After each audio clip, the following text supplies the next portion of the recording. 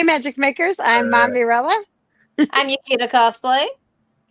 And we don't have CJ Peterson with us today, unfortunately. So keep her in y'all's thoughts and prayers. She is recovering from surgery right now. But we have special guests with us today, Les Garner. I will get to you in just 1 second. But first, everyone, wands to the ready?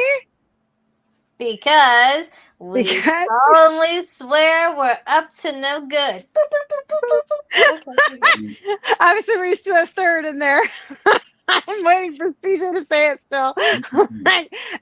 Oh, wait. So we have on the pod today, we have Mr. LL Garner, aka Les Garner, who is an amazing artist and who does lots of cool stuff, and we're about to find out more about him today.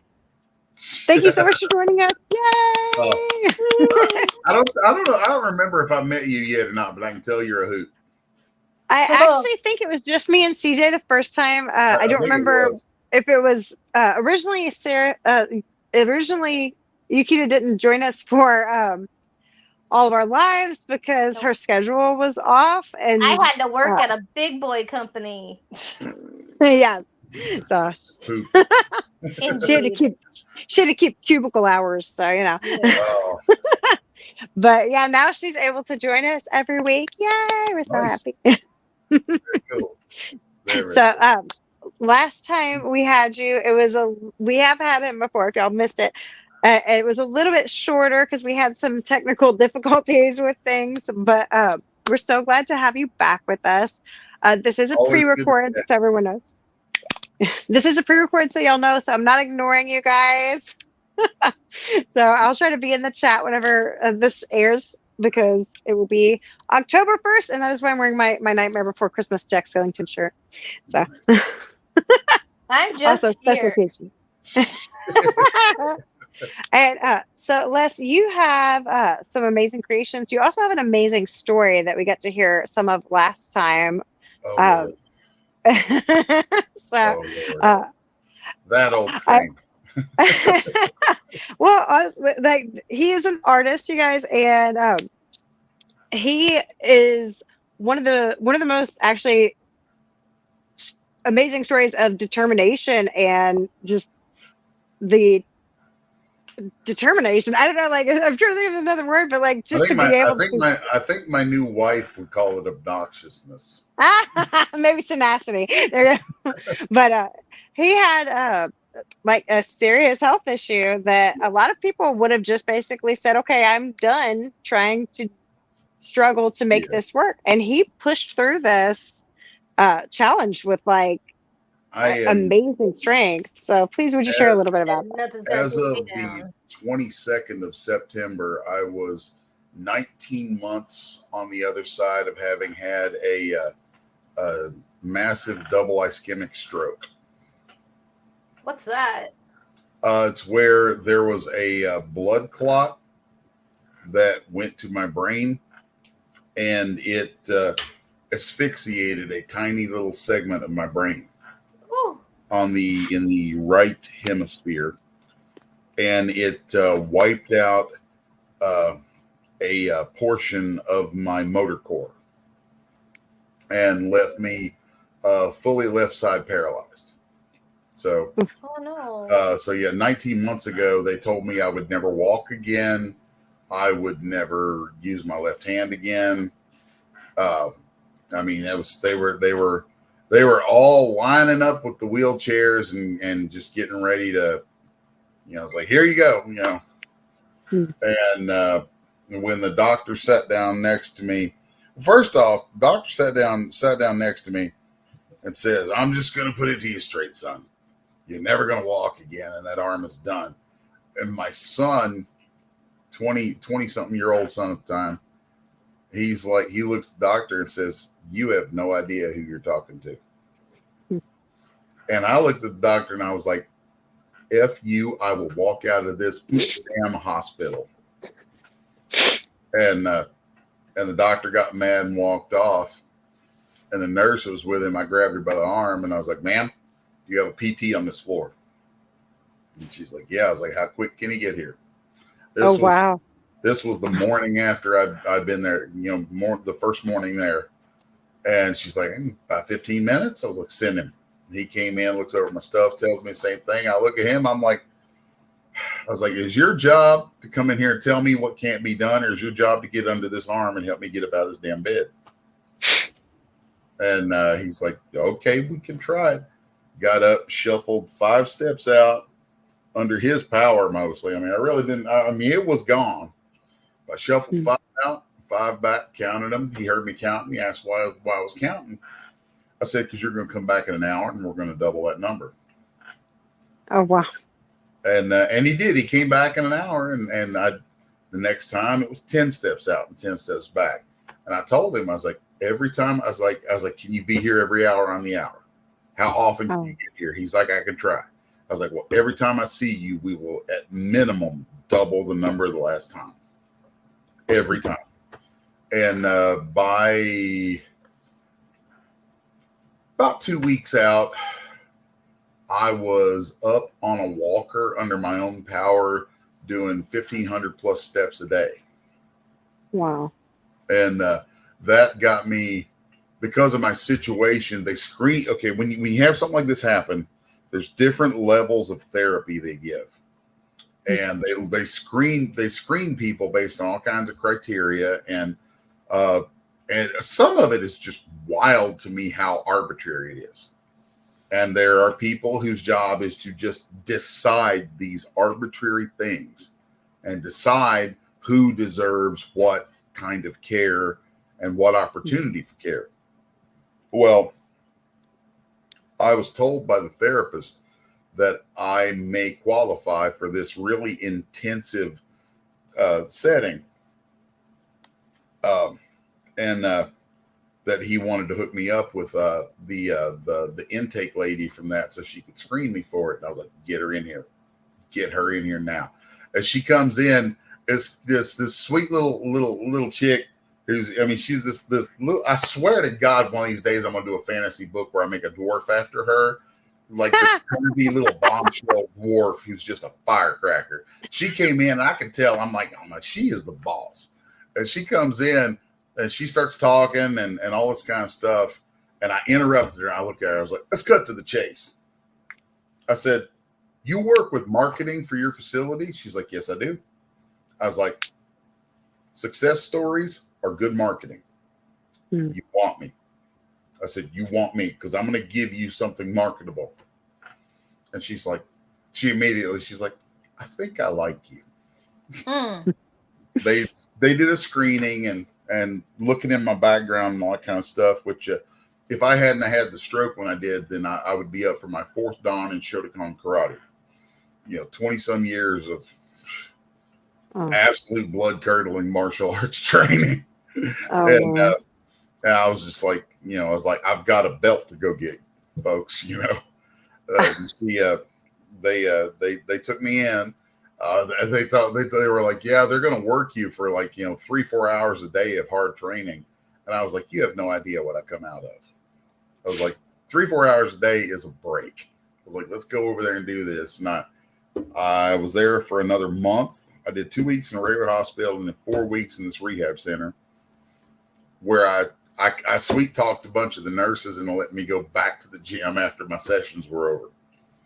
And I would go down to that gym and just pound on it. I was probably working on restoring. At that time, the first priority was my ability to walk and walk properly. And I was probably working on that 6 to 8 hours a day.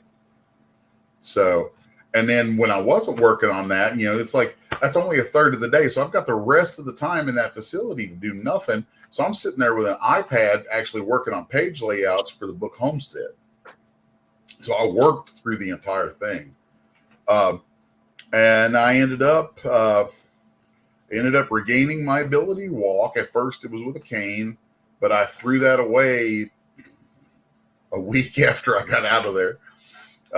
2 weeks after I got out of there, I was in Wisconsin for a convention, and where I was hauling my own convention kit on a floor dolly for long hikes because it's a big place. And then the weekend after that, I treated myself to a little hike on my property where I could go turkey hunting. Nice. So my left arm is back to the point where I can lift it, turn it, do things with it. I think last week in the gym, I managed to get 30 reps of a 360-pound lift. Wow. So, it's and the PT and everything, my PT and OT are like, yeah, they're like, we don't understand, but at this rate, another year, you're going to have that hand back. Wow. So I'm like, see, I told you. I told you, don't count me out. Don't ever count me out. And it irritates me how often people have something happen and the medical community is like, oh, they're done. Yeah. Just throw them away. And it's like, dude, how many people, I mean, I'm a pretty tenacious sort, but how many people would be able to make recoveries like that if they weren't just told by people in authority that they put their faith in that they're done? Yeah. I'm like, if you're a person in a position of authority with that kind of stuff and people are believing in you and you tell them that, I'm sorry, you should be fired right then and there. Yeah. It seems like they should, their job should include, I mean, yeah, I get it. They're looking at what they consider a reality to it, but they should instill some sense of hope because there is a human spirit of people that they choose to excel regardless. We had a cousin and he was attacked by a dog and it ripped muscle from his body. And that poor little boy, like they were terrified at what was going to happen to him. But that kid is, well, he's tenacious too, and he is recovered, so much of his abilities that you wouldn't know it to see him, what he went through now, that is the thing. I say this a lot of times to people. I'm like, a patient cured is a customer lost. Mm. So yeah, that makes sense. Big pharma over here trying to make everything all worse. Anyways, sadly, yeah. So that's the whole last 19 months of my life in kind of a nutshell. So, so I mean, I feel like I'm doing pretty well since I think I said off before we started. I mentioned there was one day this week where I was working on stuff out here on the farm and I moved 840 pounds of cinder block by myself. That's insane. I don't know that determination. I don't know that I could do that without. Yeah.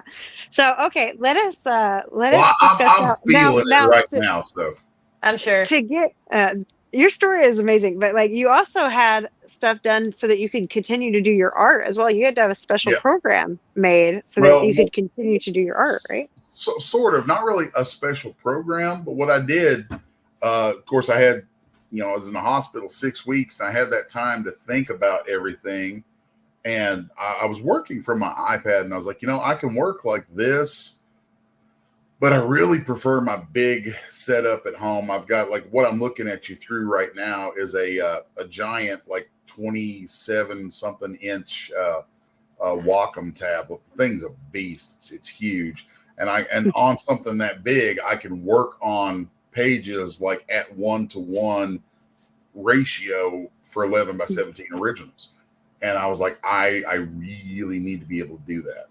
So that and the other stuff that I do with 3D modeling and sculpting and animation and things, it was like, I've got to be able to work on the computer. And so I sat in the bed sometime in the last 2 weeks being there. And I sat down one day and started thinking, I'm like, okay, I don't have my left hand right now. One of my dogs just opened the door and came in. Yeah, buddy. That's Mr. Heisenberg. He's a big dog. He's half husky, half shepherd. Oh goodness! And his little sidekick is a beagle named Mr. Pinkman. Oh, you're like us. Yeah. We have mixed match sizes of dogs in our house too. They make some of the best friends with each other, though. They're hilarious together. I sat in the hospital and started thinking it through. I was like, okay, I know there's like certain key commands and combinations and things that a lot of the software takes just to do basic functions. I use ZBrush for my 3D sculpting, and you literally cannot use that program without doing key commands. There's a lot of functions in it that are only there's no menu for them. They're only accessible by learning the keys. And with without you'd use a pen in one hand to sculpt, and your left hand would do the keys. So what I started snooping around, and I found a place where I could get a place that sells devices for inventors. And what it is, you can get pedals that are kind of like the pedals, and this was kind of my thought because, obviously been a guitar player for a long damn time. And I thought, man, I wonder if there's some kind of a pedal out there that I can use to give commands. Well, it turns out there is. There's pedals out there that you can get, and like people use them for all kinds of different inventions and things. And I found a source for getting OEM unprogrammed pedals. Nice. And so I ordered these pedals, and I've got a bank of 6 of them that were waiting for me when I got home. And then I had a local gentleman. I drew up a design for the board that I want them mounted to. And a local gentleman who is no longer with us, sadly, volunteered to cut and mold the board that I wanted. And so I have these pedals mounted to this board, and then they all hook into my computer where I custom coded them for the different keys and things that I needed most. So now when I'm working, my feet, that's why I'm up in a high chair, so my legs dangle a little bit. So my toes just touch these pedals, and I use my feet to do what my left hand used to do. Oh, that's brilliant. So, and I literally had clients who had no idea I had been through literally anything, because I was still doing stuff from the iPad in the hospital. I got home and I set this stuff up, and I had it burned in and up and running within a couple of days, and I was just like, hit the ground running. So there's a funny story from in the hospital when they were first putting me in. I actually had my iPad in the ER when I was first in intake, and they're taking me in, and I'm sitting there, obviously I'm scared, I'm stressed. So I'm drawing on the iPad. I'm like, focus on work, just focus on work, because that work gets me through. It's like, no matter what, if I work and work is good, I will make money and I will get through it. So I had my iPad there, and there's a nurse over here putting tubes in me. At one point I looked over, I was like, ma'am, could you try and not shake me? And she's like, what are you doing? I was like, I am working because somebody's got to pay for this. Accurate. And I never stopped. Oh, wow. So I think last count, between all the different books that I've been working on and commissions, custom orders, client sketches, I think I've drawn upwards of 400 pages of artwork since the stroke. Wow. That's impressive. Well, when I'm on a project, I average about 4 pages of interior art on a comic a day. Wow.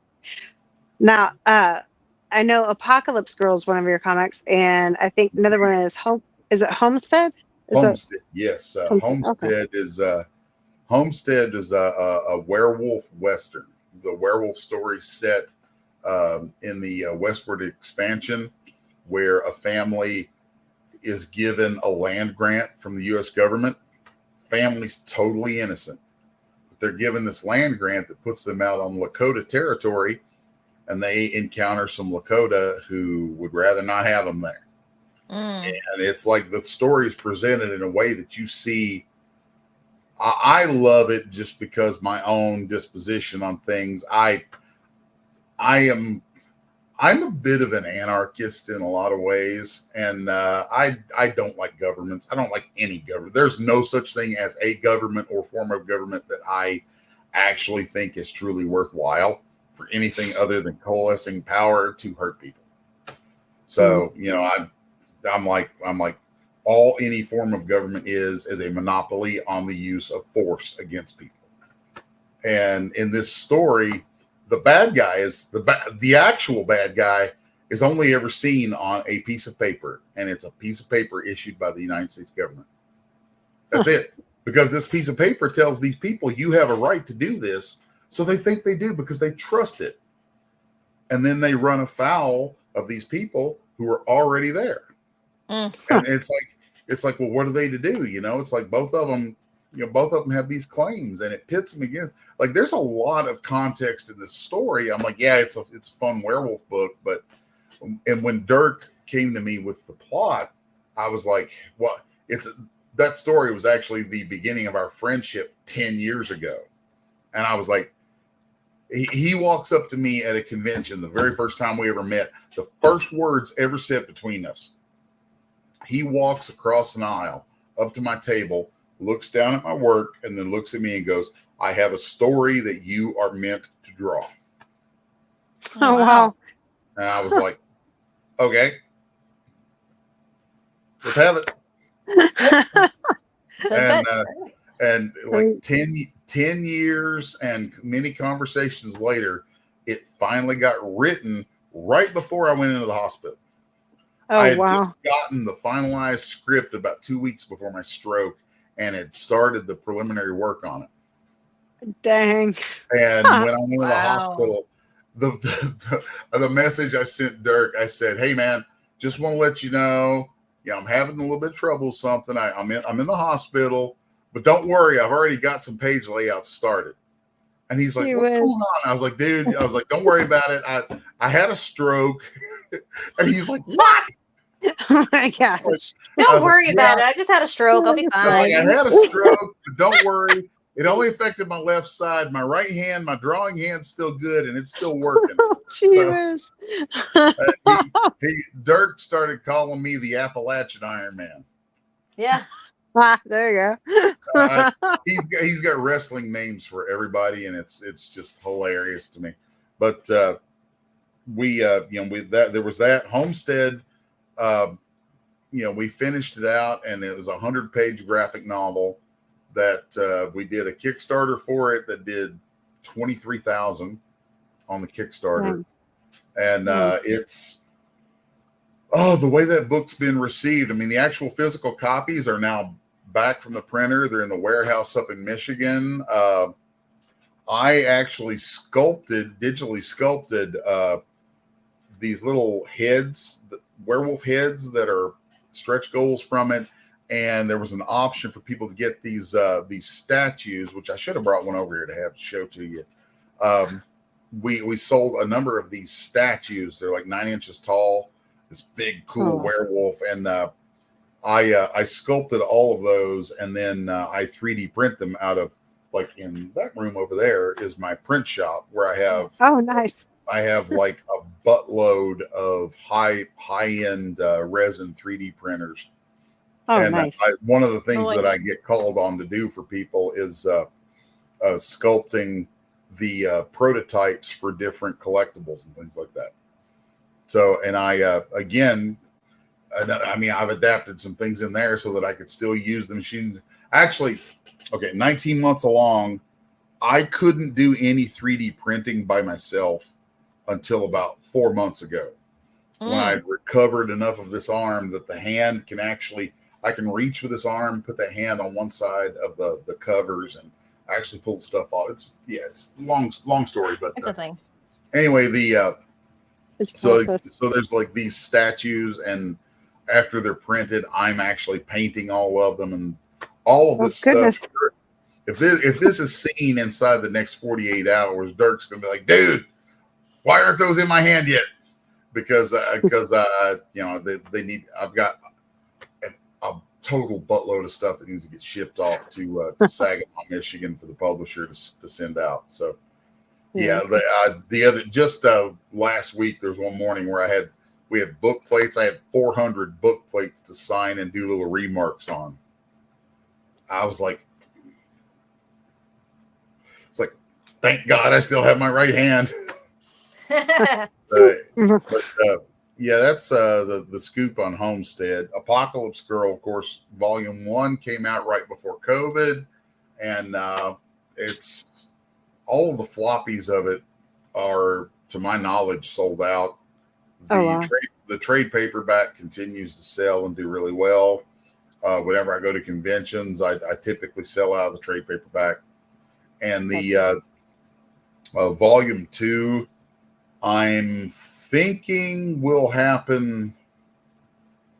I'm thinking I'll be in production with it probably toward the end of next summer, with it hopefully to come out by the end of next year. So that's awesome. We have about 4 minutes left here, okay. So not to cut you off on that, but we wanted to ask you, do you have any advice for anyone who's interested in possibly art, or also in this case, honestly, I'd say someone who's passionate about something like their art, like you are, and having struggles to push through? Do you have any advice for them? Be obnoxious. I'm serious. Sometimes you have to be a little bit of a jerk, and you have to push back on people. And if you want to achieve a thing, you set your sights on it. And it's like only accept the input of people who you can tell are aligned to reach that goal with you. And if they're not, then it's not saying you got to cut them out of your life or anything, but you definitely if they're naysayers, if they're and it's tricky, it's very tricky. There is a gentleman I got to know through one of the support groups on this stuff named Tom Lynn. He was in a stroke support group. This guy had been quadriplegic, this was in Australia, and he woke up from a coma as they were about to start harvesting his organs. Oh my gosh. And then spent another 6 months quadriplegic. Oh wow. Yeah, at 42 years old. Oh, what? Oh, my husband. Wow. And he and I got to be friends through one of these support groups because he would talk to people about their conditions and stuff. And 9 out of 10 people in these groups can't stand him. They hate him. Obnoxious. Gotcha. Because a lot of these people come to these groups, and I'm not knocking them, but a lot of the people come into the groups and they are crying and whining about their situation. And what they want is for somebody to go, oh my God, that's so terrible, and to give them sympathy. And Tom is like, he's like, look, I'm not here to do that. If that's what you want, piss off. That's what he'll tell them. I talked to him a couple months ago because I call him and talk and give him updates on things. He's got this thing that he said, and I have latched onto it and I love it. And it's a piece of advice that I would give people on lots of things. He said, burn your bridges. Burn them. Why? Are you familiar with where the phrase burn your bridges comes from? No. Can we finish this in about 2 minutes? Because our time is almost up. I apologize. It's quick. There was a Roman general who, as he would march out to go take some region, as they would go, he would order his men, burn the bridges so that you can't retreat. Oh. The Vikings used to burn the ships for the same reason. Yeah, that makes sense. So whatever it is, whatever little mental thing it is, whatever little physical thing it is that you would retreat to, or that would pull you back away from your goal, no, you burn it. You get it gone. However you have to do it, and you become myopic. That's why I know some people think I'm a complete jerk at times, but it's like you have to be just completely focused on moving forward and refuse to lose, refuse to let anyone stop you, and burn your bridges. Brilliant. Thank you so much for joining us. You are a true inspiration, and maybe we can have you back sometime again to talk more about your art and hear some of your new stuff coming up. Thank you so much, guys, for joining us. We're going to catch you next time with a very talented voice actor, so y'all make sure to catch us. Till then, thanks for joining us. Till next time, Wands to the ready. Wands to the ready. Mischief managed. Mischief managed. Bye. Bye-bye.